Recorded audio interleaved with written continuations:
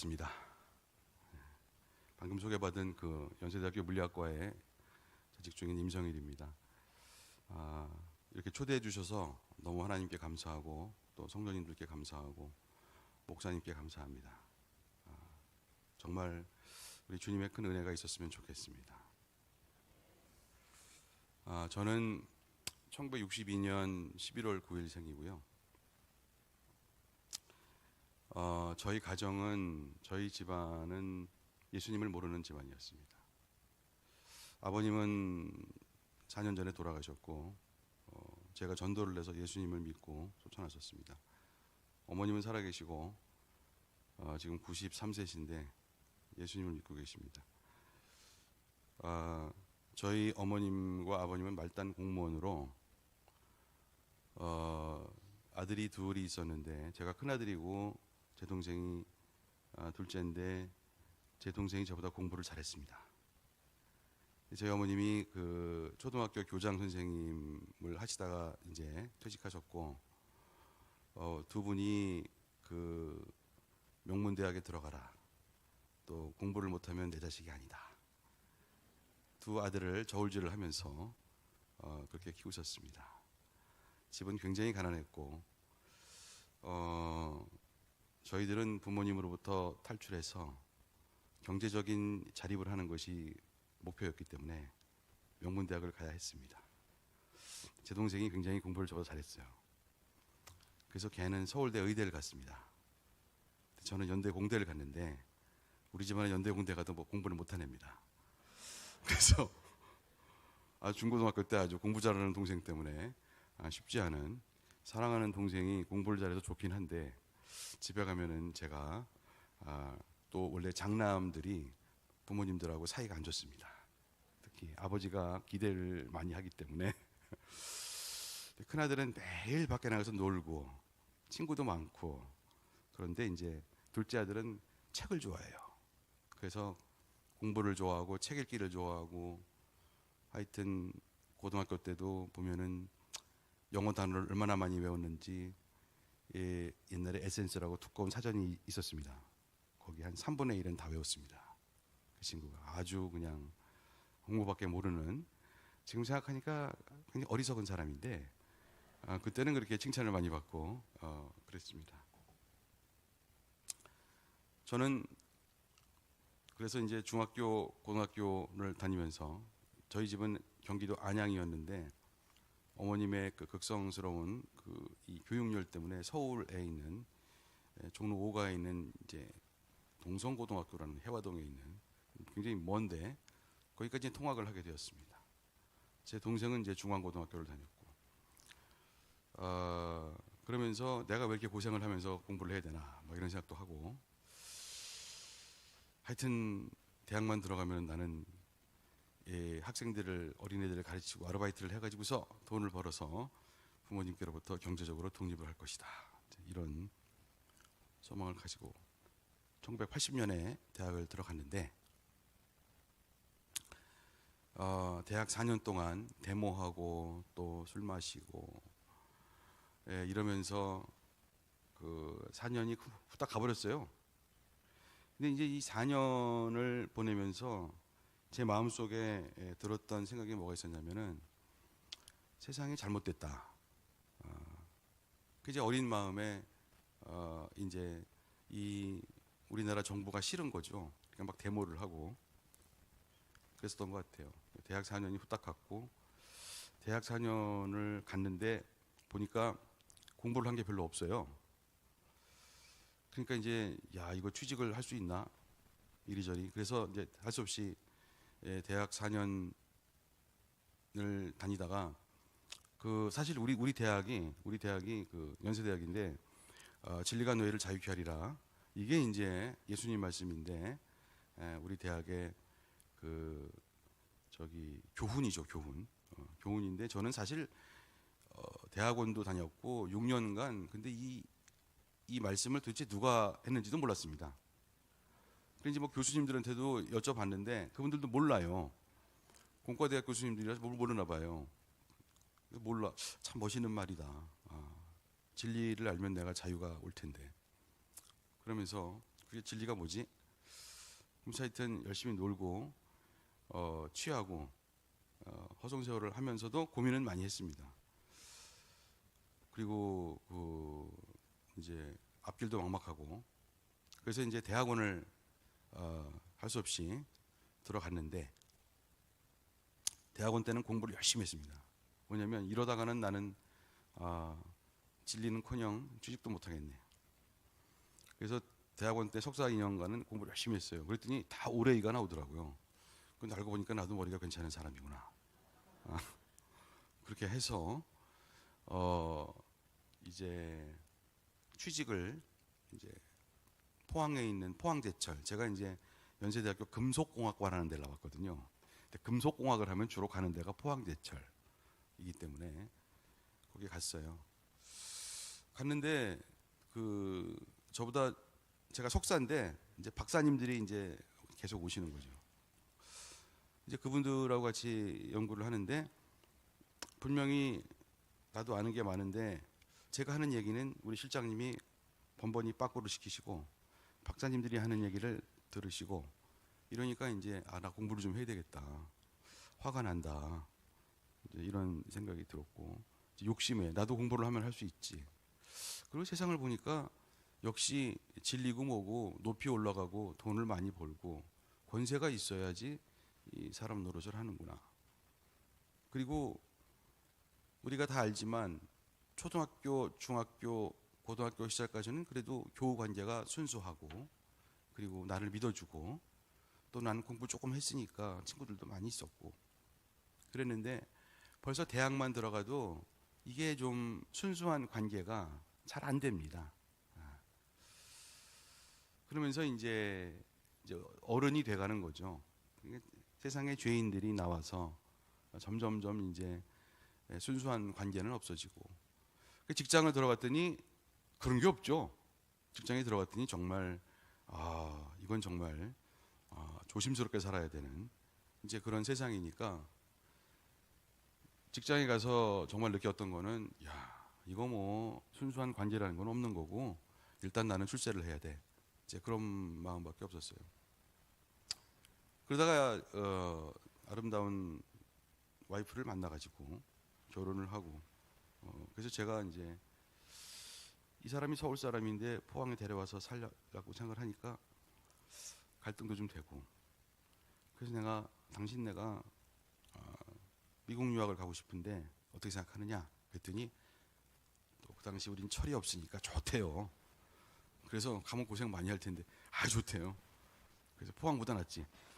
그래서 이제 서울로 올라와서 또 부모님들께서 우리 집안에 돈도 없는데 네가 무슨 주제넘게 그냥 공과대학 나왔으면 지방에서 열심히 사는 거지 뭘 이렇게 거기가 얼마나 좋은 직장인데 네가 그거를 관두고 나왔느냐 그러면서 이제 구사리를 먹으면서 공부를 했습니다. 유학 시험 준비를 하는 거죠. 집안에 돈이 없다고 그랬지 않습니까? 돈이 없어요. 돈을 주는 시험이 있어요. 그게 뭐냐면 이제 국비 유학 시험이라는 게 있었어요. 국비로 국가에서 몇 천만 원을 대줍니다. 그래서 몇 천만 원을 정착금으로 대줍니다. 근데 이게 국가 고시니까 쉽지가 않지. 그러나 우리는 이제 그거라도 돼야 되기 때문에 뭐 그냥 필사의 각오로 어떻게 해가지고서 간신히 정말 지금 생각하면 하나님의 은혜로 꼴찌로 붙어가지고서 이제 유학을 갑니다. 유학을 가서 이제 그때 결혼을 그 당시는 일찍 했기 때문에 우리 한 살배기 아기도 있었습니다. 유학을 갔는데 가자마자 이제 간 곳이 교회입니다. 뭐냐면 제가 89년도에 유학을 갔는데 그때는 이 미국에서 한국 사람 만나기가 그렇게 쉽지가 않은 누군가의 도움이 필요하고 정착을 해야 되려고 하면은 뭔가 이제 타지에 가서 그게 쉽지 않죠. 영어 공부도 열심히 하였으나 뭐 샌프란시스코 공항에 내렸더니 뭐 영어가 한 마디도 안 나와요. 입에서 뭐 땡큐도 안 나와. 뭐 하와이유도 안 나와. 하여튼 그러니까 우리나라 영어 교육이 얼마나 엉터리인지를 10년을 했으나 뭐 한 마디를 못 하는. 그러나 어떤 교회에서 피켓을 들고 임성일 씨 이렇게 나왔습니다. 왜냐면 거기도 이제 유학생이 오면은 교인 한 명 확보하자 이래가지고 나오는 거예요. 그 당시에 우리나라가 이제 88년도에 서울 올림픽을 해가지고서 89년도부터 세계 여행 자율화, 해외 여행 자율화가 생겼습니다. 그래서 이제 그 교회로 끌려간 거죠. 그 주에 뭐 한국 사람들을 만나야 되니까 예수님을 믿는 건 아니지만 뭐 방법이 없다. 그리고 처자식도 있고. 그래서 이제 교회를 갔습니다. 얼마나 반가운지 모르겠습니다. 그래서 그분들이 여기 집도 알아줘, 또 운전면허도 어떻게 해서 따게 해줘, 그런 것도 있고, 뭐니 해도 갔더니 주일부터 이제 예배가 끝나는데 비빔밥을 줘요. 김치를 주고, 야, 이 비빔밥이 얼마나 맛있는지 몰라. 그래서 이제 노란 그 계란 후라이 이렇게 해가지고서 고추장하고, 야, 고추장. 그래서 목사님도 좋지만은 우리 집사람한테 다음 주에 또 나오자. 그래서 그 다음 주에 또 나갔습니다. 그러다가 이제 또 나가고 성경책 사고 그렇게 해서 처음으로 난생 처음으로 성경이라는 걸 이제 읽어보는 거죠. 그래서 목사님 설교가 또 들어옵니다. 또 교회라는데 한 번 처음 나가는 건데 목사님 설교가 들어와요. 목사님 뭐라 그러냐면 우리가 세상에 이렇게 잘못된 거는 우리 교인들이 예수 주님의 말씀을 제대로 순종하지 못해서 이렇게 된 거래. 그럴 것 같기도 하고. 그래서 이제 저는 잘 모르지만 하여튼 나갔어요. 나가니까 새로운 사람이 들어오니까 목사님도 좋아하시죠. 그 당시 이민교회라는 게 그 남침례 교단 교회였는데 영어부가 있고 한어부가 있었어요. 영어부는 1.5세 거기서 이제 태어난 그리고 이제 이민자들하고 유학생들 해봐야 한 70명 정도 앉아 있었는데 한두 사람이 이제 새로운 교인이 오니까 좋죠. 잘해줍니다. 잘해주고 얼마나 잘해주는지 야, 이 교인들이 이렇게 착하구나 이런 생각을 제가 했습니다. 그래서 열심히 도움을 받고 교회를 나갑니다. 한 달쯤 나가니까 이제 제가 성경을 보는데 성경은 이제 창세기를 보니까 잘 모르겠어요. 태초에 하나님이 천지를 창조하시니라. 아유, 무슨 말인지 모르겠다. 그냥 신약 성경부터 보니까 더 어려워. 누구는 누구를 낳고 누구는 누구를 낳고 막 그러는데 야, 이건 또 그래도 좀 참고 마태복음 5장 그렇게 하니까 5장 3절에 심령이 가난한 자는 복이 있나니 천국이 저희의 것이며 그러는데 마음에 뭔가 울컥한 게 있습니다. 나 심령 가난한데 내 앞길을 모르는데 과연 내가 여기서 성공할 수 있을까? 앞길이 깜깜한데 그런 생각을 하는 거죠. 그러니까 그 다음 주에 또 나갔습니다. 한 달, 두 달쯤 나가니까 이 교회가 남침례교단 교회였는데 예배가 끝나면은 89년 후반기, 90년 초반기 뭐 그럴 때인데 꼭 그 찬송가를 부릅니다. 무슨 찬송가냐면 오늘 예수 믿을 사람, 회개하는 사람 앞으로 나와서 무릎 꿇으시면은 내가 목사님이 내려와서 기도해 주겠습니다. 예수님 영접하시기 바랍니다. 이런 이제 초청의 시간이라고 그래가지고서 영어로는 invitation time인데 그 찬송가를 1절 보통 찬송가가 4절까지 있잖아요. 1절, 2절, 3절, 4절 그러는데 끝나기 전에 나와야 돼. 그러면은 목사님이 이제 기도를 해주는데 막 우는 사람도 있고 이제 회개하는 거지. 그런데 두 달쯤 지났는데 나도 모르게 눈물이 뚝 떨어져. 저는 초등학교 6학년 졸업할 때 서러워서 한번 울어보고는 그때 제가 분명히 개근상 6년 개근상을 받아야 되는데 안양에서 뭐 서울 초등학교로 전학을 했다는 이유로 너는 여기에 들지 못한다. 그래서 제가 6년 개근을 했는데 상을 못 받았어. 너무 억울해서 그때 한번 눈물을 흘려보고는 울어본 적이 없어요. 근데 교회 나가서 처음으로 눈물이 떨어진 거예요. 그건 기가 막히더라고. 이게 뭐지? 근데 제 마음에 인간이 영과 혼과 육이 있는데 저의 영이 우나 봐요. 그래서 막 주체를 할 수가 없는데 나만 그런가? 그러고서 우리 집사람을 봤더니 여기는 그냥 안 울어. 그 나는 창피해가지고서 막 하품도 했다가 화장실 갔다 온다고 갔다가 뭐 그랬는데 그 다음 주에도 또 눈물이 나.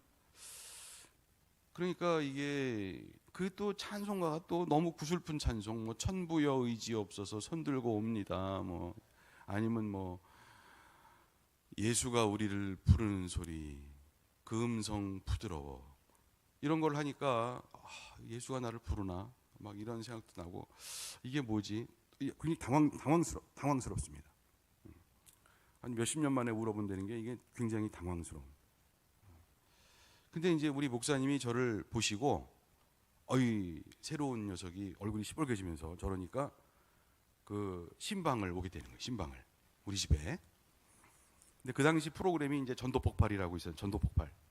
그래서 이제 집사님 한 분을 데리고 와가지고서 막 전도를 하시는 거지. 뭐 그러면 예수님이 이분이 미친 거 아니면은 사기꾼 아니면 진짜인데 당신은 누구라고 생각하냐 막 이러면서 하고 막 사형도 들이대고 막 이러면서 열심히 하셨어요. 그리고 저보고 예수님 영접하겠니에요. 근데 이제 그때는 눈물도 안 나고 감동도 하나도 없고 그래가지고 예수님을 영접을 해야 되나 어거지인데 그렇지만 목사님이 먼 곳까지 이렇게 저를 찾아오셨는데 집사람하고 이렇게 눈치를 보니까 여기서 지금 영접을 해야 된다. 그런 눈치를 주는 것 같고 그래서 그냥 했습니다. 영접을 하고 2주 후에 침례교단이니까 침례식을 하고 강단 뒤에 침례탕이 있어요. 그럼 거기에 침례를 받는 거죠. 침례를 받고 나와서 저는 그래도 침례를 받고 그러면은 이제 그래도 제가 어거지지만 고백도 했고 그러니까 뭔가 좀 변화가 있을 줄 알았습니다. 제가 가장 간절히 바랬던 변화는 11년 폈던 담배가 끊어지는 거였어요. 담배 안 끊어지더라고요. 침례를 받았는데 담배가 안 끊어져. 우리 교회에서 담배를 피는 흡연자는 저밖에 없어요. 저밖에 없고 먼저 유학 갔던 그 선배님들도 어떻게 예수님을 믿고 다 담배를 끊었대요 또. 그래서 이제 담배를 끊고 싶은데 집에서는 담배를 끊으라고 성화인데 애기도 하나 있는데 그렇게 담배를 피냐 욕 먹고 그러고 있는데 그러다가 이제 벌써 유학 온 지 6개월이 지났습니다. 6개월 지나니까 제가 이제 운전면허도 땄어요. 그리고 이제 그 학생 아파트도 얻었습니다. 그러니까 제가 뭐 굳이 이렇게 내가 또 교회를 나갈 필요가 있을까? 그 뭐 믿지도 않으면서. 근데 침례를 또 받았기 때문에 그리고 또 사람들이 너무 잘해줬기 때문에 그 정리가 있어갖고 뭐 교회를 안 나갈 재간은 없는데 사실 속마음은 나가기가 싫은 거죠. 왜냐면 안 믿으니까. 근데 이 문제는 또 성경을 제가 신약 성경을 다 읽었어요. 6개월 지났으니까 다 읽었죠. 꼬박꼬박.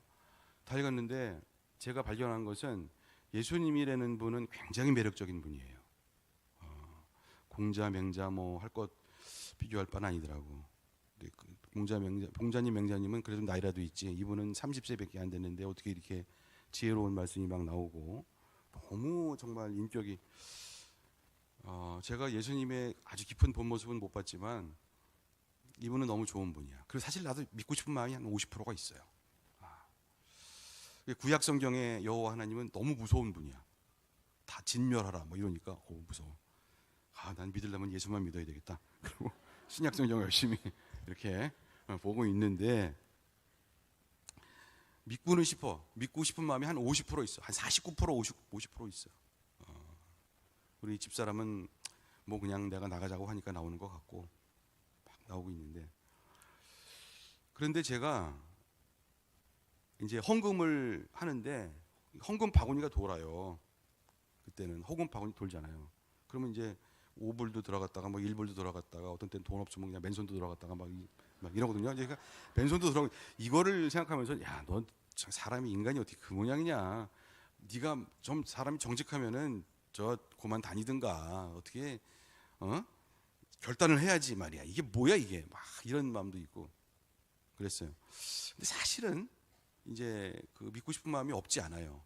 근데 문제가 뭐였냐면 진짜 문제는 예수님이 십자가를 지고 우리를 위해서 특히 나를 위해서 내가 죄인이래. 그 죄인이지. 내가 뭐 거짓말도 하고 또 죄 안 짓는 사람이 어딨냐. 또 이런 식으로 살지 않습니까? 죄인 맞는데 내 죄를 위해서 그래 난 그 죄 때문에 지옥을 간대. 심판을 받는데. 그 예수님이 나의 죄 때문에 피를 흘리시고 십자가를 지시고 골고다 언덕을 올라서 십자가에 달려 돌아가셨대. 그런데 이제 그 다음이 문제예요. 거기까지는 제가 믿어요. 저도 그 위인 전기전집에서 다 했단 말이에요. 4대 성인, 예수, 석가모니, 소크라테스, 공자 이렇게 다 알고 있습니다. 교육받아서 알고 있는 거죠.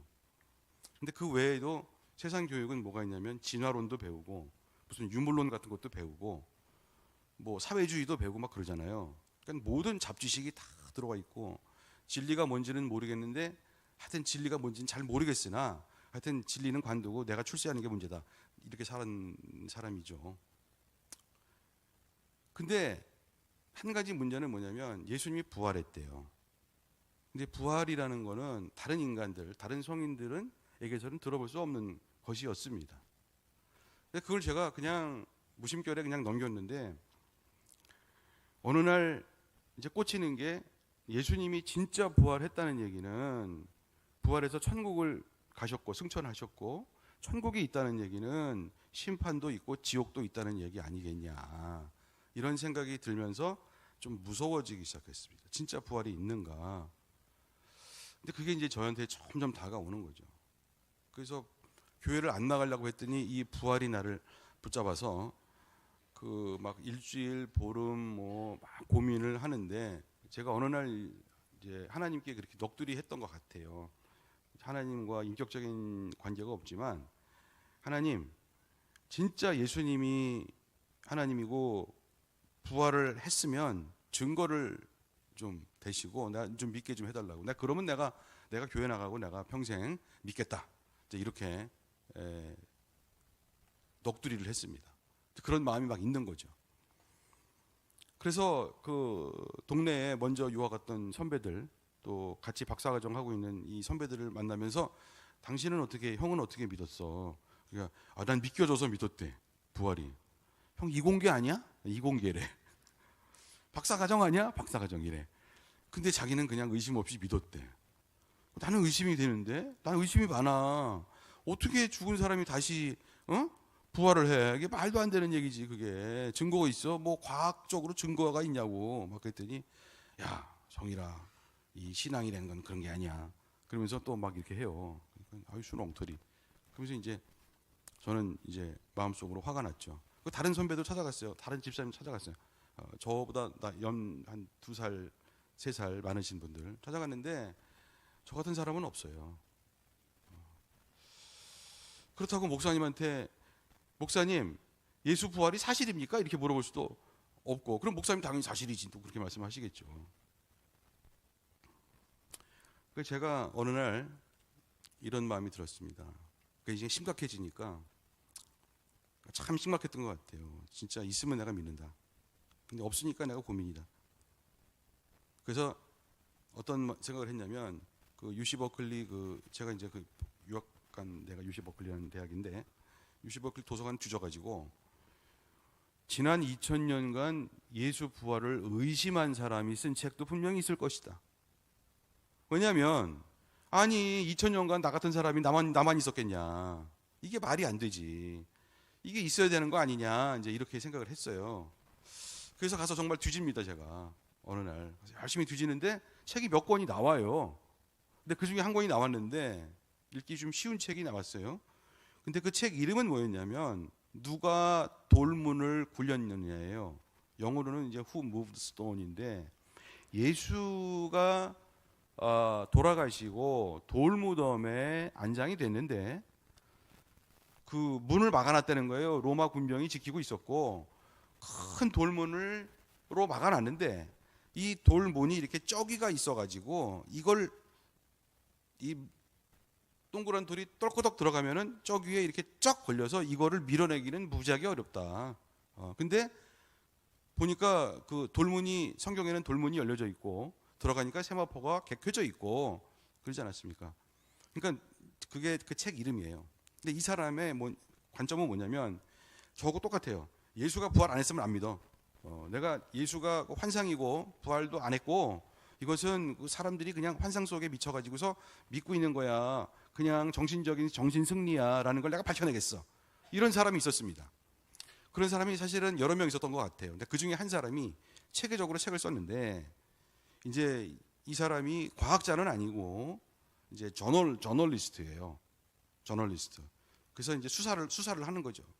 첫날 뭐 나귀 새끼를 타고 가서 누구네 집에서 그리고 그 다음에 뭐 어떻게 군병들에게 잡혀서 겟세마네 동산에서 해가지고 뭐 이런. 그래서 하루하루 시간을 쫙 하면서 이 사람이 조사를 하는데 결국에 이 사람의 결론은 뭐냐면 예수 부활했다예요. 그 사람의 결론은 뭐냐면 내가 안 믿으려고 했는데 예수가 부활했다. 그거를 부인할 재간이 없다라는 거예요. 그래서 제가 이제 맥이 풀려가지고 그럼 진짜라는 얘기네. 이제 그런 저의 마음속에 어떤 게 있었냐면 예수님이 부활했으면 참 좋겠다. 이런 마음이 있는 게 아니고 예수가 부활했으면 난 어떡하지? 이런 생각이 있어요. 야, 예수가 부활했으면 그럼 난 담배도 끊어야 되고 술도 끊어야 되고 그러면 나는 막 이런 마음. 그럼 난 세상적으로 친구들하고 잘 지내고 그랬는데 그것도 아니고 난 이제 완전히 개과천선해서 새로운 인생을 살아야 되는 거지. 이제 그러면서 이게 마음의 이제 교차가 좋은 마음과 싫은 마음이 교차가 되는 그게 죄인의 모습이죠. 근데 하여튼 그 외에도 그 책에 뭐라고 나오냐면 사실은 사도 바울 얘기보다 더 극적인 게 뭐냐면은 예수님의 친동생이 있지 않습니까? 야고보. 야고보가 야고보서를 쓸 때에 예수 그리스도의 종 야고보 이렇게 씁니다. 그러니까 이 야고보라는 사람은 친동생이에요. 우리 형이 나이가 30이 되더니 장남인데 집안은 안 돌보고 12명을 막 끌고 다니면서 거지대같이 이렇게 끌고 다니면서 집안을 안 돌보고 그랬다. 굉장히 화가 난다. 뭐 하는 짓이냐? 그러면서 요한복음 7장에도 보면은 형한테 빈정거리는 그런 표현들이 나옵니다. 그러니까 가장 직격한 사람은 동생일 거예요. 부활을 하셨으면은 12명의 제자들은 다 순교하고 나중에 그랬다고 하지만 동생인 야고보도 순교를 하셨고 예루살렘 교회의 수장이었고 베드로와 함께 그렇지 않았습니까? 근데 가장 저에게 많이 이렇게 충격으로 왔던 사람은 야고보였습니다. 그러면 예수님의 부활이 사실이라는 얘기인데 진실이라는 얘기인데 그러니까 이제 갈등이 막 돼요.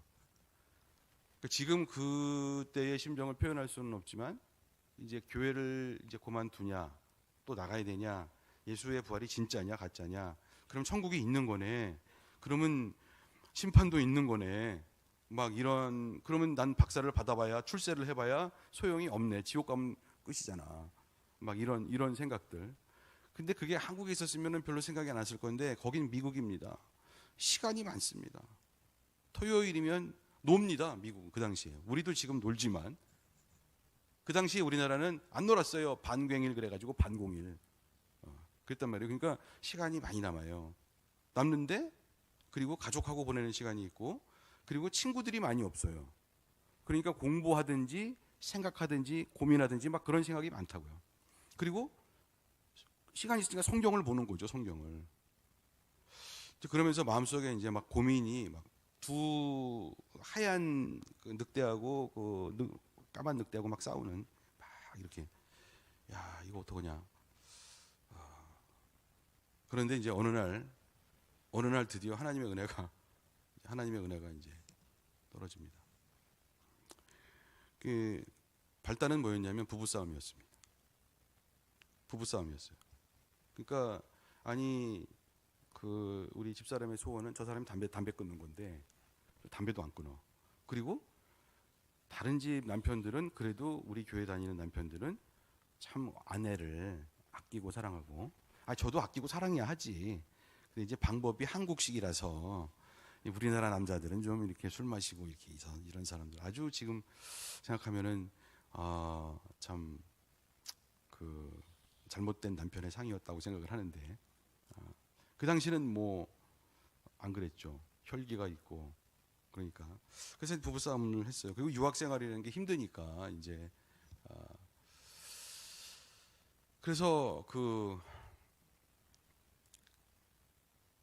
학교 연구실에 막 어젯밤에 대판 싸우고 아침에 이제 차를 끌고 학교 연구실에 아침 7시에 밥도 먹고 갔더니 아무도 없죠.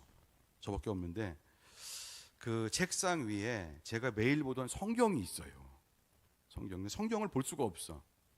왜냐하면 지금 미워하고 왔기 때문에 이 성경을 볼 수가 없어. 이 성경이라는 것은 서로 사랑하라, 용서하라 이건데 볼 수가 없고 매일매일 그래도 챕터 하나씩 봤는데 이거 참 볼 수가 없어. 근데 이제 저의 그 심리적인 상태가 굉장히 안 좋고 복잡하고 게다가 예수님은 부활한 게 사실이고 근데 부활했으나 사실 맹사와는 달리 믿고 싶지는 않고 사람이 이상해요. 예수님의 부활을 부인할 수가 없는데 부활을 할 수 없고 예수의 부활이 실제라고 그러면 믿는다고 지가 말은 해놓고서는 막상 그렇게 되니까 믿고 싶은 마음이 없어요. 어떻게 도망가고 싶어요. 사실은 예수를 믿는다는 것이 예수님의 부활이 역사적인 사실이라 할지라도 정말 죄인이 돼야 은혜가 있어야 믿는 거고 회개가 일어나는 거고 그래야 성령이 오셔서 중생을 하는 거더라고요. 근데 저는 이제 이렇게 간 거죠. 그래서 이 성경을 보는데 차마 이걸 열 수가 없어, 양심상. 왜냐면 어젯밤에 우리 집사람한테 너무 심한 소리를 했어. 인간으로서는 하면 안 되는 그런 소리를 했어. 그런데 내 등 뒤에 십자가에 예수님이 계셔요. 그렇게 느껴져요. 그게 보이지는 않는데 이렇게 안 봤지만 하여튼 저는 막 느껴지는 거예요. 근데 그때 주님이 저에게 뭐라고 말씀하시냐면 예수가 야 봤지? 이게 너의 모습이야. 이게 너의 진 모습이래. 진짜의 너의 모습이래. 그게 수긍이 돼. 수긍이 되고 맞아. 그리고 모든 게 다 수긍이 돼. 맞아요. 그리고 당신이 부활한 것도 맞고 십자가에 죽으신 것도 맞고 나를 위해서 피를 흘리신 것도 맞는 것 같아요. 왜냐하면 나는 너무 죄인이라 방법이 없어요. 어디 도망갈 데도 없고 방법이 없어요. 그러니까 이제 이 사람이 이렇게 어디까지 바닥이 되냐면 내가 생각하고 있던 나의 모습은 어떤 거였냐면 세상은 굉장히 잘못됐어. 세상은 굉장히 불공평해. 세상은 굉장히 불완전해. 나는 괜찮은 사람인데. 나는 잘 배웠잖아. 나는 착하게 살려고 했잖아. 그랬는데 다 거짓말이죠. 나는 알고 보니까 졸렬한 사람이고 비겁한 사람이고 치졸한 사람이고 사실은 이 세상이 잘못되어 있는 것은 그 속에 나도 어쩌면 내가 더 그런 사람이다 라는 생각이 들고 가장 치명적인 건 뭐냐면 우리가 결혼식을 할 때에 부부가 될 때에 서약을 신랑 아무개는 신부 아무개는 하잖아요. 신부 누구를 만나서 평생 막 이렇게 주례님이 말씀하시고 하겠냐 사랑하겠느냐 이랬는데 그때는 아무 생각 없이 네 뭐 이러고 아무 생각이 없어요. 그때는 빨리 끝나라 빨리 신혼여행 가자 막 이런 생각밖에 없는 그런 거죠. 뭐 물론 신부님도 그랬겠죠. 근데 이제 하여튼 그런 모습. 그러니까 제가 그때 이제 예수님이 저에게 해주신 말씀에 깨닫게 해주신 것은 인간은 사랑이 없다. 인간은 안 믿는 사람은 성령 받지 못한 사람은 예수 안 믿은 사람은 부부지간이라도 사실은 사랑이 없다.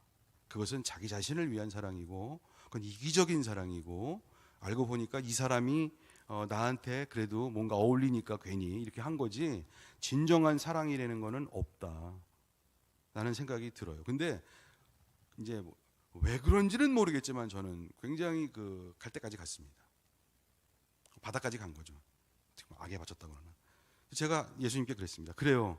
나는 지옥 가야 돼요. 저는 자격이 없어요. 저는 틀렸어요. 저를 포기하세요. 막 이렇게 그랬던 것 같아요. 근데 그때 주님이 하신 말씀이 있는데 그때 그 예수님이 저에게 하신 말씀은 뭐냐면 아니 그러니까 너는 내가 필요하다고. 아니 그 말씀을 하시는데 나는 세상에 태어나서 그런 사랑을 받아본 적이 없는 것 같아요. 그래서 너는 내가 필요해. 그러는데 사람이 막 무너져요. 그냥 무너지고 이제 다 믿죠. 예수님이 부활하셨고 그분이 십자가를 지셨고 그분이 하나님이시고 그분의 피가 없으면 인간은 소생할 수가 없고 그리고 나를 책임질 분은 그분밖에 없다. 이런 생각을 처음 한 거죠. 처음 하니까 무너지는데 아우 막 눈물이 어차피 캄캄하고 아무도 없고 그러니까 그냥 펑펑 우는 거지. 그냥.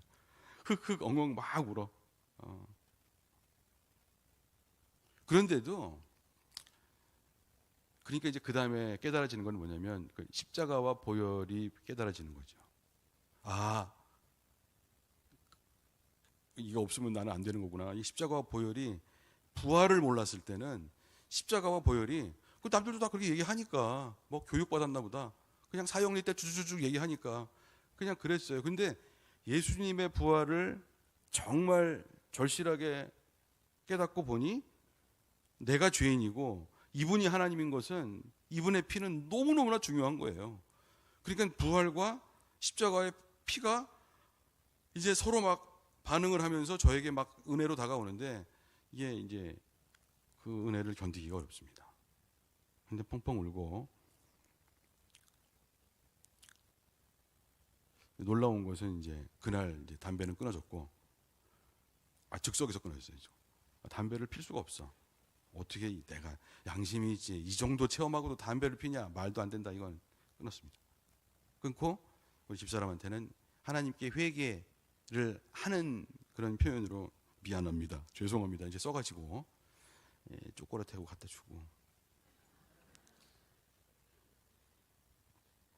그때부터 예수님이 저의 이제 10년 가운데 찾아오셔가지고 주인이 되셨습니다. 성령을 받은 거죠. 자유가 와요. 성경을 읽었잖아요. 진리가 너희를 자유케 하리라. 그 자유 이거구나. 막 뜰 듯이 기쁘고 너무 좋아요.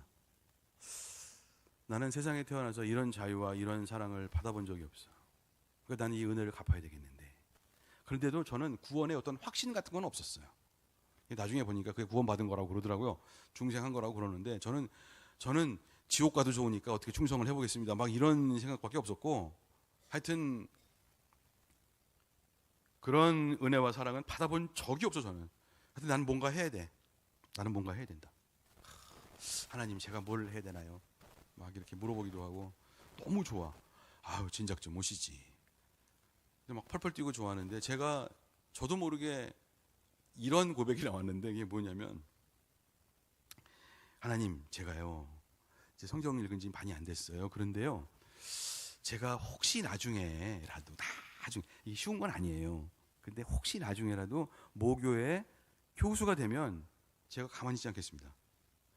제가 대학 4년을 그냥 엉망으로 지내고 거의 흑역사인데 제가 몰라서 그랬습니다. 제가 혹시라도 돌아가면 이 젊은 후배들하고 어린애들 데려다 놓고 제가 어떻게든 제가 전도하고 제가 뭔가를 해보겠습니다. 그거는 믿으셔도 됩니다. 저를 한번 좀 믿어주시고 써주세요. 뭐 이렇게 했던 것 같습니다. 그게 8년이 지났나? 이제 8년이 지나서 정말 연세대에 왔는데 처음에는 이제 공과대학으로 왔어요. 제가 이제 재료공학을 했기 때문에 금속공학과인데 가보니까 재료공학과로 바뀌었더라고. 뭐 신소재공학과래나 뭐 이렇게 바뀌었어. 그래서 거기 교수가 됐는데 어느 날 교정을 올라가고 있는데 막 안개비가 봄비가 이제 내일 봄비가 온대요. 그런 식으로 내리는데 막 바쁘게 올라가는데 강의 준비하고 막 올라가는데 얼굴에 이제 부딪히는데 이제 생각이 나는 거예요. 야, 주님은 약속을 지키셨네. 너무 신기하더라고. 아니, 주님은 약속을 지키셨어. 그런데 너는 나도 지켜야지.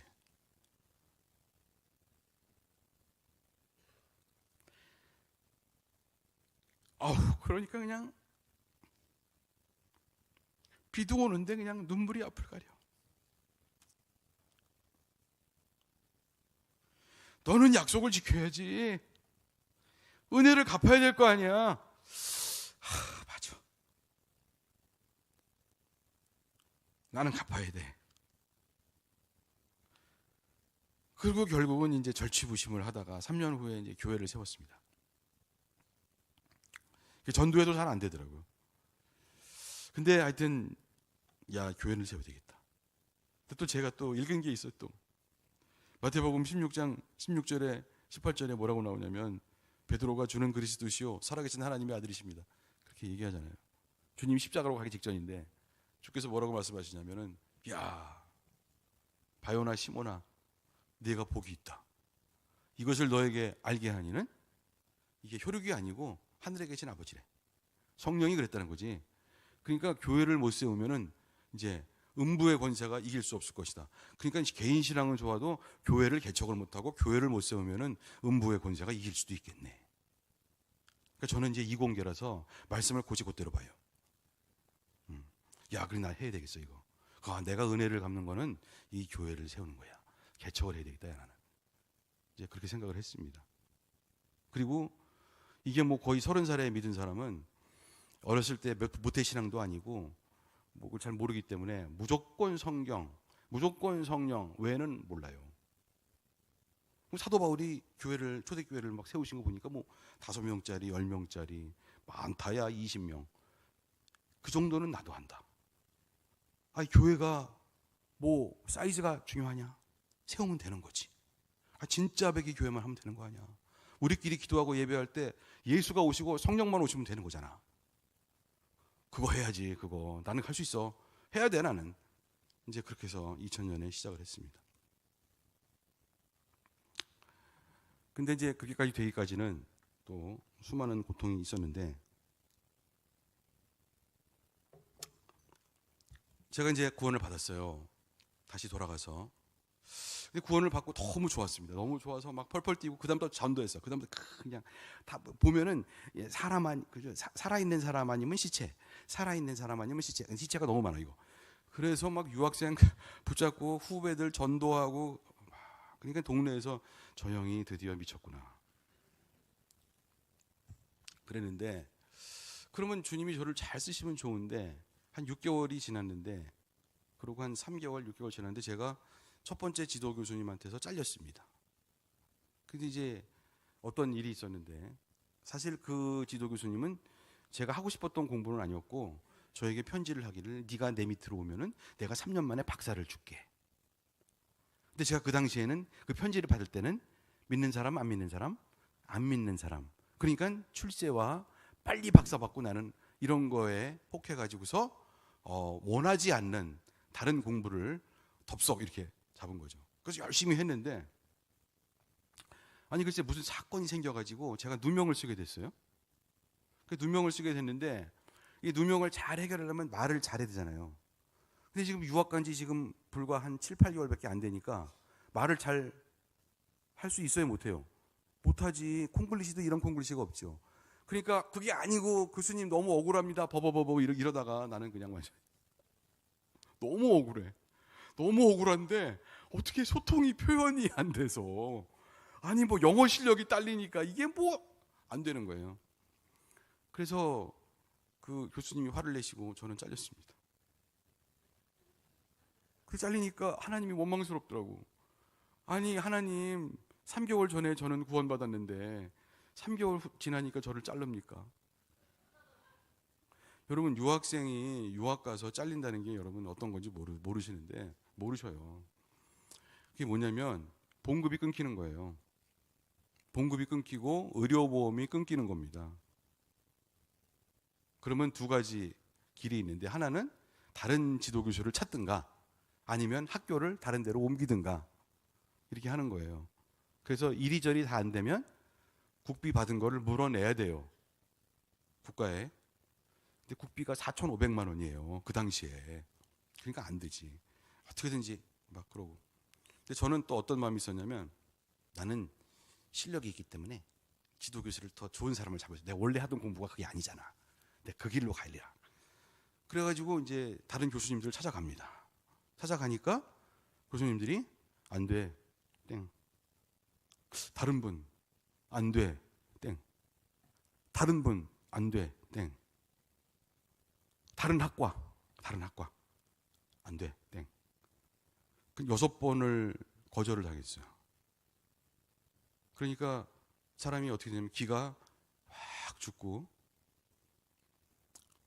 이제 이제 고난의 행군으로 가는 건데, 여러분, 여섯 번을 땡 하려면 처음에 찾아갈 때 준비를 해야 돼. 한 몇 주간 막 영어 연습도 하고, 뭐 얘가 이걸 할 수 있습니다, 뭐 이거 하고 해가지고 가서 이렇게 얘기를 딱 했는데 안 돼, 땡. 근데 알고 보니까 뭐였냐면, 소문이 난 거지. 유학생이니까 쟤는 전과자야. 첫 번째 지도교수한테서 잘렸어. 그러면 이제 전과자가 되는 거야. 저는 몰랐지. 순진해가지고. 전과자. 그 사회는 그래요. 그러니까 참 어렵습니다. 그 집에서 둘째를 임신을 했는데, 우리 집사람이 의료보험은 없고, 정말 이게 하나님은 훈련을 그렇게 시키신 것 같아요.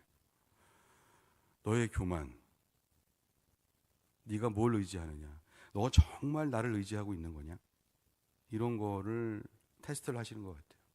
그러면요, 사람이 어떻게 되냐면, 강의 듣고 숙제하는데 반하고 시험 공부하고 나머지 반은 기도하고 성경 봅니다. 아침에 성경 보고 기도하고 그러느라고 몇 시간 보냅니다. 안 그러면 그 하루를 버틸 수가 없어요. 왜냐면 절망밖에 없기 때문에. 다른 사람들은 다 뭐라고 그러냐면, 임성일 씨 여기 있으면 안 된대, 다른 학교로 가야 된대, 막 이런 얘기는 하고 있고, 뭐 후배 유학생들도 와가지고 형은 왜 연구실에 안 있고 도서관에만 있어요, 이런 얘기는 하고. 그러면 사람이 기가 확 죽어요. 바닥을 기는 거지. 만리타양에서 바닥을 기어요. 근데 아무도 도와줄 사람은 없어요. 도와줄 사람이 오직 한 분 있다면 오직 예수야. 오직 예수. 근데 오직 예수지만 신앙이 지금 믿은 지가 몇 개월밖에 안 됐는데 오직 예수가 뭘 나와. 그러니까 성경을 보는데, 성경을 볼 수밖에 없어서 보는 거야. 근데 보고 싶어 또 막. 근데 보면 막 은혜를 엄청 받아요. 또 막 다윗 이야기, 사무엘상 막 이런 거. 야, 다윗도 이랬구나. 다 이랬네. 쫓겨댕겼네. 야, 이놈도 나하고 똑같네. 그러니까 또 펑펑 울어. 펑펑 울고 막 큐티하고 기도하고 하나님 이러고. 근데 앞에 앉아있던 학생들 다 가. 아침부터 본 재수없게 이상한 애가 와가지고 울고 있네. 다 가.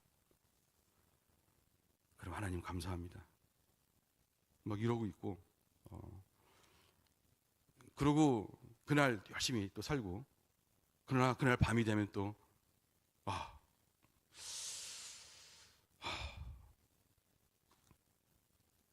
유학 간다고 끌고 왔는데 여보 어떡하지, 뭐 이럴 수도 없고.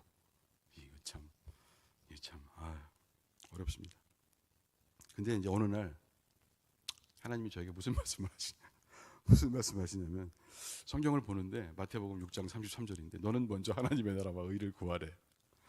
하나님 다 뺏겼어요. 없어요. 아무것도 없어요. 너는 먼저 하나님의 나라와 의를 구해라. 그러니까 뭔 얘기지 이게? 아, 전도하라는 얘기인가 보다. 전도. 야, 여기서 내가 할 게 더 뭐 있냐? 전도를 해야지.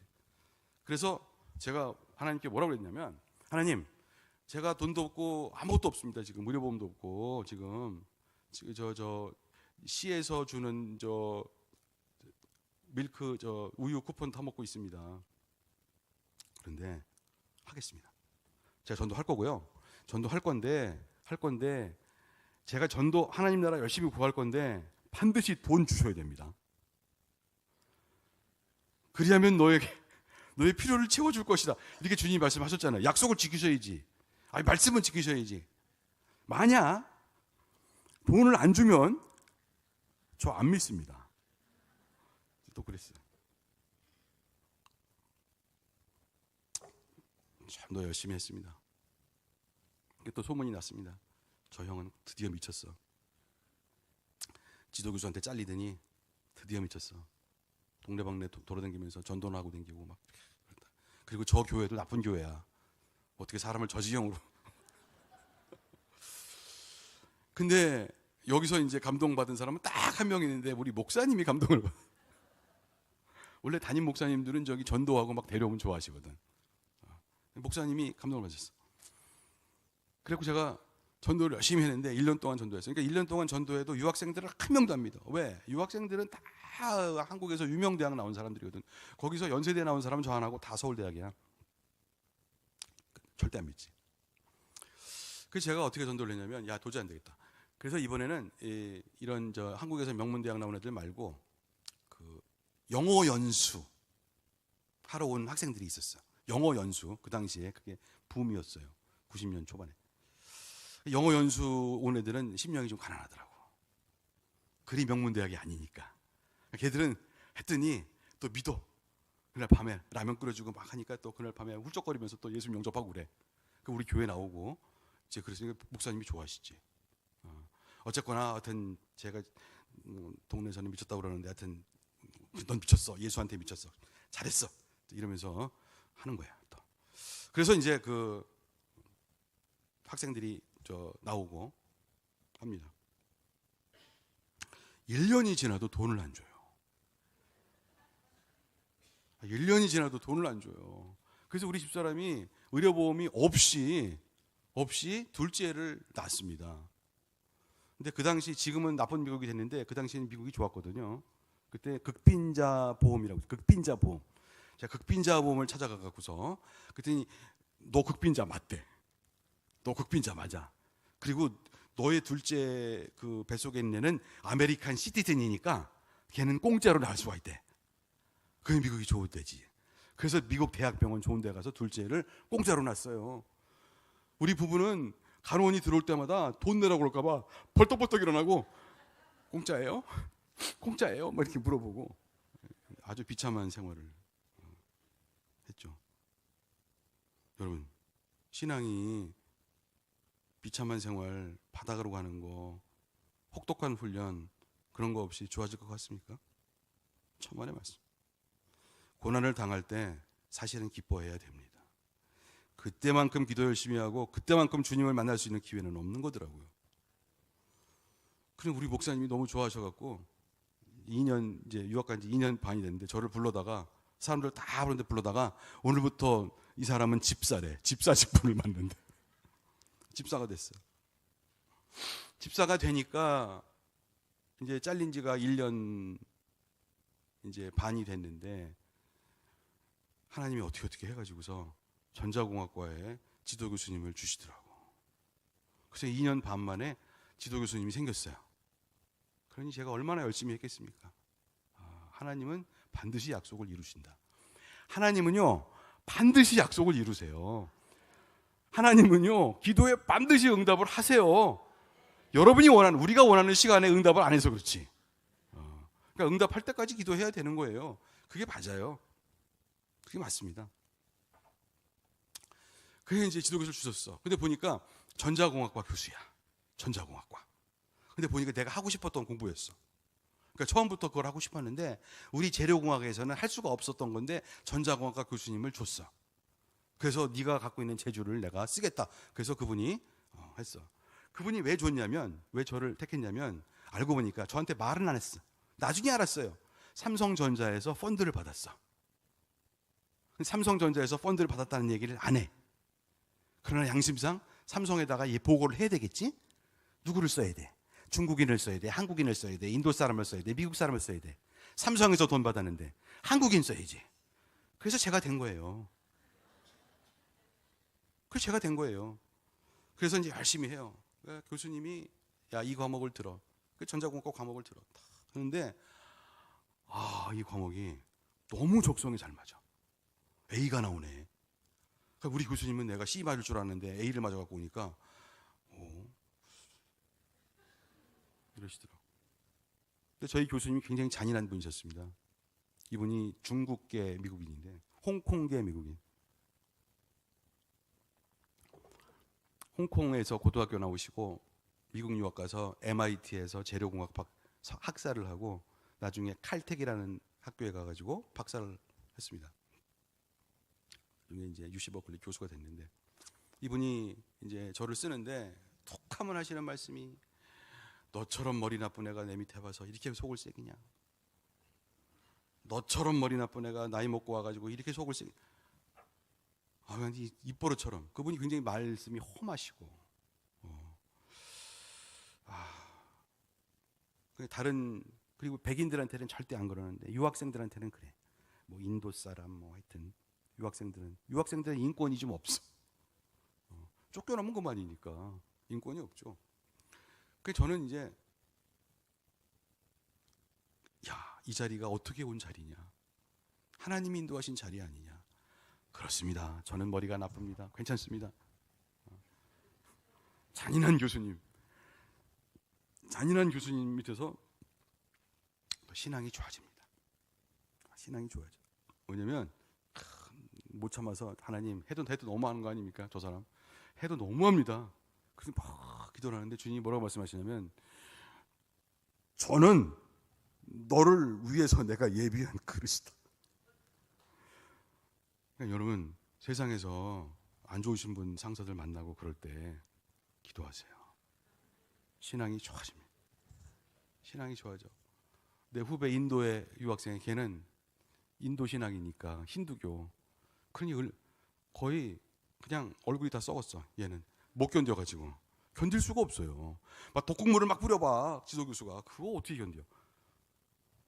근데 어느 날 그 연구실에 들어간 지 8개월 됐는데 하나님이 연구 결과를 주셔. 아니 무슨 시작한 지 8개월 돼가지고 무슨 결과가 나와. 말도 안 돼.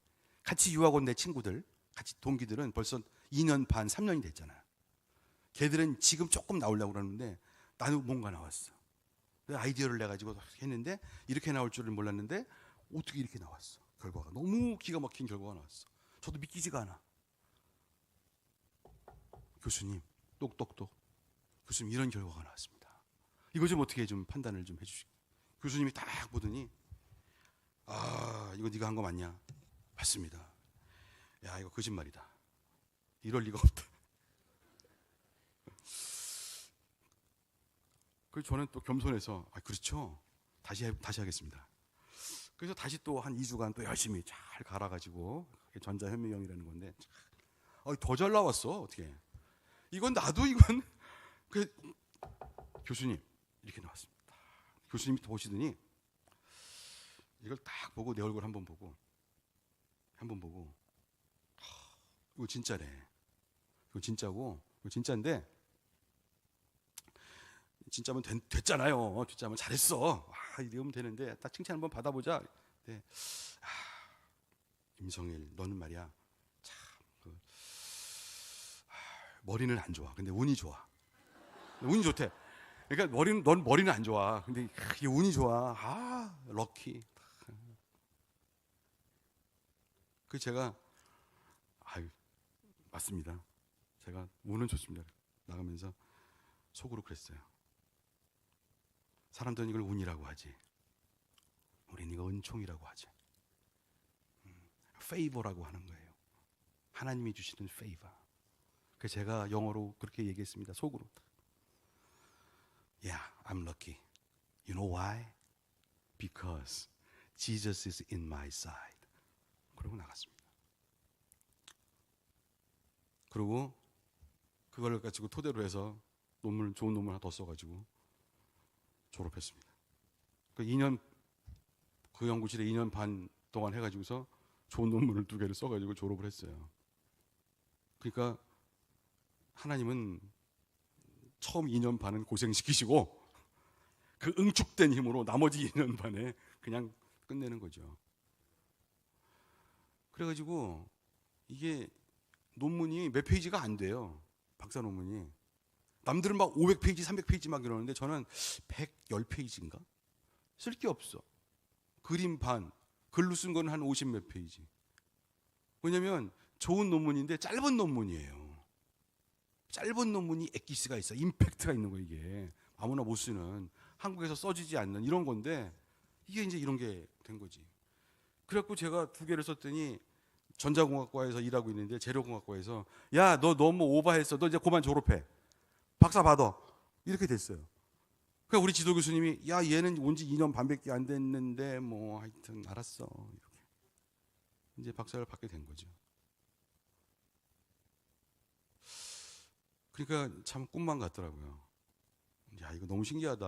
어떻게 하나님은 이렇게 하실 수가 있구나. 우리 주님은 세상 일에 별로 관심이 없어요. 우리 주님은 영혼 구원에 관심이 있어. 성령 받는 데 관심이 있어. 영혼 구원에 관심이 있고, 영혼 구원 중에서도 가난한 심령에 관심이 많으시고, 영혼 중에서도 내 영혼에 관심이 많으세요. 여러분의 영혼에 관심이 많단 말이에요. 그러니까 우리 주님은 그런 분이더라고 보니까. 그래서 이제 이게 일종의 기적인데, 이런 기적 같은 일 많습니다. 그 다음에 이제 박사를 받았어요. 94년 5월 달에 박사를 받았어. 이제 한국으로 가야 되는데, 원래 그 박사 후 연구원이라고 있습니다. 아니면 직장을 잡든가 그런 걸 해야지만 한국에 돌아와서 대학 교수를 할 수가 있어요. 근데 우리 목사님이 야, 너 한국 가지 마. 너 지금 네가 데리고 있는 그룹이 15명이야. 우리 전도를 열심히 해가지고 셀그룹을 만들어서 막 이 용광로 셀, 우리 셀에 들어오면 다 녹는다. 막 이렇게. 처음에는 대학원생들이 안 왔는데 나중에 오더라고요. 소문을. 저 형은 잘렸었는데 어떻게 해서 저렇게 해서 지도교수를 잡았는데 지금 저렇게 해서 퀄리파이드 간신히 붙어가지고 저러고 있어. 막 이렇게. 근데 어떤 학생들이 오냐면 이제 주로 유학생활 중에 부적응자 이런 애들이 와.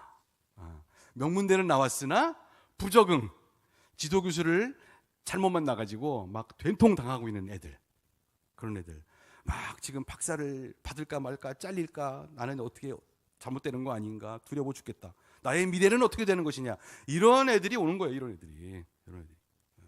형, 이거 어떻게 해야 돼? 어떻게 하기는 마, 주 예수를 믿으라. 그러니까 너는 먼저 하나님의 나라와 의를 구해야 돼. 너는 우리 교회 나와야 돼. 그 또 자존심 얼마나 센데요. 그 S대 그거 셉니다. 그래갖고 뭐 열심히 전도하면은 저는요 중학교 3학년 때 무등산에서 UFO를 바꿀랑요 막 이러고, 공룡 시대는 어떻게 할 거예요 막 이러고 막 전도를 하다가도 막 딴지 걸고 막 이래. 아무리 뭐 샌드위치도 사주고 뭐 해봐야 막 그래. 그런 사람도 나중에 믿습니다. 왜냐하면 기도하면 분명히 무슨 일이 생겨. 지도교수한테 잘렸어. 잘리기 일보 직전이래. 그래서 그 동네에서 쫓겨나게 생겼대. 그러니까 그 친구가 3년 후배인데 나한테는 민망해서 말을 못하니까 우리 셀그룹에 있는 자기 동기한테 얘기를 한 거야. 아무개야, 사실 나 그때 그 형이 한 얘기 다 믿겨져. 예수 부활도 믿겨져. 근데 너 그때 왜 그랬어? 그냥 자존심이 있어서 뭐 어쩌고저쩌고. 근데 지금은 다 믿겨져. 왜? 심령이 그때는 높았고 지금은 가난하니까 지금은 믿겨지는 거지. 그래서 제가 그랬어요. 얘들아, 다 우리 집으로 집합시켜라. 걔들 다 7명 다 집합시켜. 그래서 그날 저녁에 전도하는 거죠. 전도가 쉬워요. 야, 너 믿고 싶냐? 믿기 싫으냐? 믿고 싶어요. 그렇게 해서 믿습니다. 그리고 믿고 난 다음에 주님이 어떻게 하셔가지고 안 쫓겨나. 그래서 지금 미국에서 살고 있어요. 하나님은 반드시 역사하십니다. 심령이 가난해야 돼요. 저 시간이 벌써 50분이 가가지고 한 10분만 더 하면 됩니까? 알겠습니다. 그 목사님이라는 분이, 우리 담임 목사님이 그 한국으로 가지 말래요. 어떡할 거냐, 이거 15명이 이거 어떡할 거냐. 그래서 여기서 불경기라서 미국이 불경기 직장이 안 됩니다. 그랬더니 하시는 말씀이, 그래도 넌 여기 있어야 돼. 신학교 가는 겁니까? 그랬더니 아니래. 그러더니 어느 날 부르더니 너 오늘부터 전도사를 하래요. 아니, 유학생이 무슨 전도사? 아니, 근데 전도사를 하래. 우리 남침예구단은 신학교 안 나와도 너 신학교를 나왔느냐 그걸 안 물어본대. 그럼 뭘 물어봅니까? 너를 따라오는 양이 있느냐 이걸 물어본대. 너를 따라오는 양 많잖아. 그러니까 넌 전도사해. 그래서 이 양반이 정말, 그래서 그때 우리 집사람이 그냥 뒤집어져가지고, 아니 무슨 이상한 교회야 정말. 근데 목사님이 또 뭐라고 말씀하시냐면, 야, 너 싫으냐? 그래서 아니요. 너 하나님께 불순종할 거냐? 아니요. 너 지금까지 다 네 실력으로 그래? 아니요. 하겠습니다. 그래서 했어요. 전도사를 제수를 받았습니다. 그랬더니 목사님이 하는 얘기가, 야, 너 우리 LA에다가 교회 지교회를 세우려고 그러는데 너 가서 청년부 개척을 해라. 아니, LA에 가면 직장이 있습니까? 너 LA 가면 직장이 하나 있을 거다. 근데 이분이 예언의 은사가 전혀 없으신 분이거든. 이 남침여교단이라는 방언도 안 하는 이상한, 하여튼 거긴 방언도 안 해요. 그 교회는. 그리고 말씀, 그냥 오직 말씀. 이런 교회인데 LA로 가면 직장이 하나 있어. 근데 LA, 제가 실리콘을 있는데 우리 그 북가주에 실리콘밸리가 산호세 거기 있는데 거기도 직장이 없는데 무슨 LA에 가면 있습니까? 근데 이제 말씀에 의지하여 그물을 내리겠습니다. 그러고 제가 LA로 가서 싹 다 뒤졌어요. 역시 없어. 하나도 없어. 목사님, 직장이 없습니다. 목사님 하시는 말씀, 이상하다. 하나 있을 텐데. 그래서 학교들은 아직 안 뒤져봤습니다. 학교, 대학교. 그래서 박사부 연구원 뒤져보겠습니다. 다 뒤졌어. 역시 없어. 뭐 UCLA, UC, 뭐 리버사이드, 뭐 하여튼 뭐 UC들하고 다 뒤졌어. 없어. 없습니다. 목사님 하시는 말씀, 있을 텐데. 하나 있을 거야. 없는데. 근데 사실 내가 한 군데는 안 했거든. 거긴 너무 높아서 칼택이라고. 너무 높아. 제가 직장을 저 박사학위를 받고 실험과 연구를 안 하면서 6개월이 지났기 때문에 자신이 없어. 한 군데 있을 거야. 이 양반이 정말. 또 칼택에 전화를 여기저기 했더니 없어. 목사님, 진짜 없어요. 한 군데도 없어요. 목사님이 또 하신 말씀, 이상하다. 한 군데 있을 텐데. 사실 칼텍이라는 학교에 딱 한 명 빼고 전화를 다 했어. 근데 그 한 분은 노인 양반이 너무 무서운 분이야. 그분 너무 대가고 너무 참고 너무 대가야 그분은.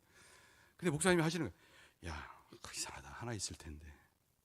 그래서 할 수 없이 이제 그분한테 전화를, 그다음 11월 달이었는데 전화했더니 세크리터리가 받아. 아가씨가, 교수님 지금 스위스에 가서 없대. 나이가 연로하셔가지고 강의는 안 하셔도 돼서 2달은 스위스, 2달은 LA에 계시대. 근데 지금 한 달 지나서 한 달 후에 돌아오신대. 그래서 목사님한테 진짜 없어요. 딱. 목사님, 아니야, 하나 있어. 그래서 한 달 지났는데 전화했습니다. 제가 어느 날 12월 1일 날 2일 전화했어. 전화했더니 이 노인네가 받아. 노인 양반 목소리가 who is it? 뭐 이렇게. 그래서 막 가슴이 막 쿵쿵 떨리고, 제가 어디 뭐 지금 잡을 포지션을 찾고 있습니다. 그래서 그래, 너 이름 뭐냐? 그래서 이름이 뭡니다. 너 뭐 했냐? 뭐 할 줄 아냐? 너 학교는 어디냐? 그래서 UC 버클리. 뭐 할 줄 아는 게 이거고 저거고 뭐 저거. 그래? 그러니 너 지도교수 누구냐? 그래요. 지도교수는 지금 재료공학과에는 누구고 전자공학과에는 그 잔인한 그분입니다. 그랬더니 그놈은 그 15년 전에 내 제자야. 너 당장 일주일 후에 인터뷰하러 와라. 그때요, 제 가슴에 야, 나는 되는구나. 하나님은 살아계시는구나. 나는 뽑혔구나. 그래서 일주일 후에 비행기 타고 갔어요. 그래서 한 20분 인터뷰 됐고 너 저 언제부터 올 수 있어? 이렇게 된 거죠. 우리 목사님한테 가가지고 목사님의 예언이 맞았습니다. 이 목사님은 예언의 은사가 없습니다. 그러니까 막 교인들이요, 할렐루야! 왜 그래요, 교인들이? 뭐 자기 아들이 됐나? 왜 그러냐면 하나님 살아계신다는 거예요. 하나님은 기도하면 역사하신다는 거예요. 그분들이 기도를 열심히 한 거라는 거예요. 저 임성일 집사 저거 가가지고서 전도사 됐는데 가서 개척해야 되는데 그래 되는 거죠. 그러니까 우리 주님은 보니까, 저는 처음에 뭐 무신론, 뭐 유물론, 뭐 진화론 그랬는데 예수 믿고 나서 체험을 몇 번 하고 나서 그 유물론, 진화론 그건 다 미친놈들이야 그것들. 아주 축복을 못 받으려고 작정을 했구나. 전 이렇게밖에 안 돼요. 지금은 완전히 목회자가 된 거죠. 그래서 LA에서 막 목회 됩니다. 한 20명 모입니다. 그래도 한 2년 하니까. 그리고 우리 하나님은 자기가 좋아하는 놈한테는요, 화살의 관역을 아주 명중을 시켜버려요. 한 8점짜리, 한 7점짜리, 6점짜리, 5점짜리 뭐 이런 거라도 맞으면 얼마나 좋을까? 이거 아니라니까. 10점 정 가운데 그냥. 그러니까 저는 하여튼 미쳤다는 얘기도 많이 들어봤는데, 그래서 저는 이 연세대학에 올 때 사실 교수로 온 거 아닙니다. 교수로 와가지고는 교회 개척 못합니다. 전 전도사로 왔습니다. 첫 번째 직업은 전도사. 무급이지만 전도사. 부업이 교수입니다. 그렇게 안 하면 교회 개척 못합니다. 그 대학 교수 됐다는 그 정신 갖고는 절대로 교회 개척 못해요. 그 위세와 필요 없습니다. 저는 처음에 산 차도요, 프라이드였어요. 프라이드. 그 조그만 차 있잖아요, 프라이드. 이거면 돼.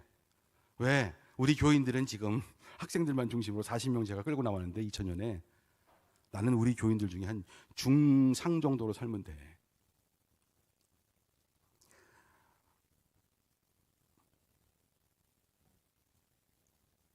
뭐 그 후에는 목회를 해가지고서 또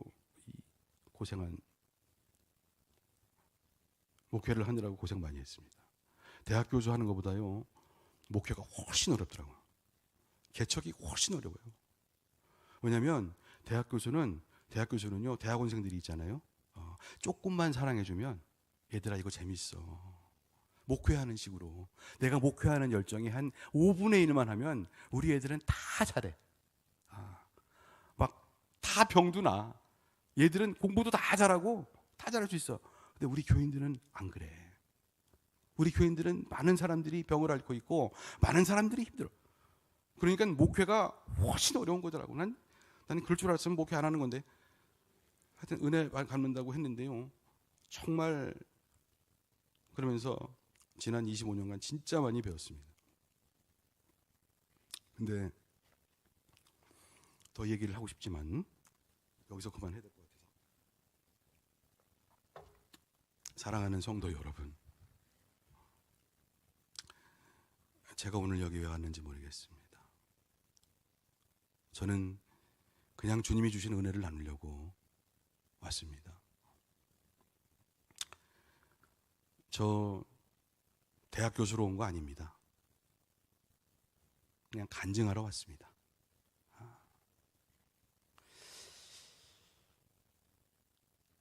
천국 가서 딱 만나 뵐 건데 이 세상에 살 때는 그저 출세고 뭐고 돈이고 뭐고 그냥 성령 받는 거, 우리 주님 모시고 주께서 저에게 물어보시는 거는 딱 세 마디밖에 없어요. 사랑하였느냐, 진실하였느냐, 그리고 너는 나를 맞을 준비를 하고 있느냐, 이거밖에는 없습니다. 그렇다고 뭐 대학 교수를 못했느냐? 아니요. 대학 교수 다른 교수님보다 훨씬 쉬웠습니다. 우리 연구실은 말들을 잘 들어가지고 좋은 연구가 펑펑펑펑 나오고 신문에 많이 나오고 연세대학에서 주는 상이란 상은 다 받았습니다. 받고 싶어서 받은 것도 아닙니다. 받기 싫은 건 아니었지만 그거는 그냥 개평으로 주시는 거예요, 주님이. 진짜는 하나님 얼마나 사랑하느냐, 주님이 나를 얼마나 사랑하시느냐, 내가 그분과 얼마나 깊은 관계에 있느냐, 그분이 나를 통해서 영혼 구원의 열마를 얼마나 원하고 계시느냐, 나는 얼마나 어떻게 살고 있느냐, 이게 중요한 거예요. 대학 교수라고 뭐 유식하게 제가 간증할 줄 아시죠? 아니에요. 아닙니다. 전혀 아닙니다. 저는 그냥 성도의 한 사람일 뿐이고요. 사랑하는 성도 여러분, 사랑하는 믿음의 동지 여러분, 앞으로 열심히 전도해서 사랑하고 진실되게, 우리 주님은 거짓말하는 거 싫어합니다. 진실되게 사랑하고 섬기고 교회 세우고 선교하고 그렇게 해서 주님 앞에 아름다운 열매를 드리는 우리 모두가 되기를 예수님의 이름으로 축원합니다. 잠깐 기도하고 내려가겠습니다. 하나님 아버지 감사합니다. 오늘 주님께서 부르셔서 여수의 산돌교회에 제가 존경하던 손영은 목사님의 이 교회에 와서 어줍잖은 간증을 하였습니다. 하나님, 부족한 부분이 많이 있었겠지만 성령님 은혜를 부어주셔서 하나님, 성령 하나님의 은혜와 우리 주님의 사랑이, 은혜가 온전히 퍼질 수 있도록 하나님 역사하여 주시옵소서. 그래서 우리 가운데에 오직 우리의 갈 길은 주님 기쁘게 하는 것뿐이로구나, 이것을 마음에 확신을 가지고 매일매일 실망하거나 낙심하지 않고 사랑하는 우리 여수 산돌교회의 모든 성도님들 되게 하여 주시옵소서.